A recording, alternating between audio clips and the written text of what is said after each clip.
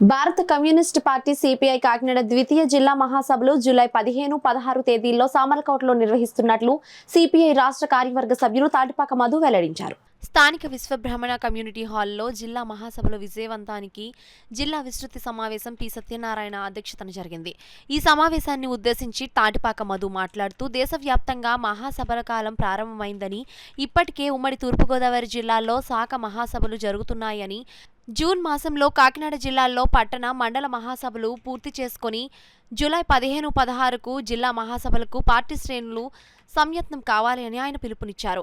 CPI జిల్లా కార్యదర్శి K Bodakonda మాట్లాడుతూ కాకినాడ జిల్లాలో అనేక ప్రజా సమస్యలు నెలకొని ఉన్నాయని, ముఖ్యంగా కొత్తపల్లి మండలంలో కొమరగిరి లేఅవుట్లో సిపిఐ దరఖాస్తు చేసిన పేదలందరికీ ఇళ్ల స్థలాలు ఇవ్వాలి అని ఆయన కోరారు. ఈ సమావేశంలో సిపిఐ పిఠాపురం నియోజకవర్గ కార్యదర్శి కేశవరపు అప్పలరాజు, మహిళా సమైక్య జిల్లా కన్వీనర్ ఏ భవానీ, పెద్దాపురం పట్టణ కార్యదర్శి రామకృష్ణ, కార్మిక నాయకులు కిషోర్, ప్రజా నాట్య మండలి జిల్లా convener Ramana Arjunrao, Shivaji, P Rajeshwararao, S Shankar, Ramana తదితరులు ప్రసంగించారు.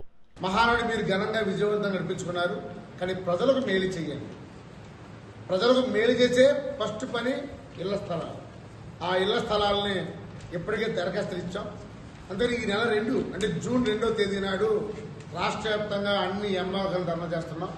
కావున ఈ సామర్లకోట, పెద్దాపురం నియోజకవర్గంలో ఉన్న ప్రజానికం అందరూ కూడా ఈ ధర్నాన్ని జయప్రదం చేయాలని కోరుతాం. రెండవది సూపర్ 6. నువ్వు ఎన్నికల హామీలు ఇచ్చావు.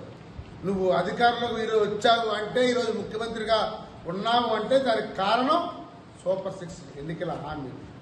సంవత్సరం పూర్తయింది, ఇంకా ఇప్పటికీ ఎన్నికల హామీలు పూర్తి చేయలేదు. తక్షణమే ఎన్నికల హామీలు పూర్తి చేయమని కోరుతున్నాం. నీకు డబ్బులు లేవు, ఆర్థికంగా ఇబ్బందిగా ఉంది, ఇలాంటి సవకబారి మాటలు మాట్లాడద్దు.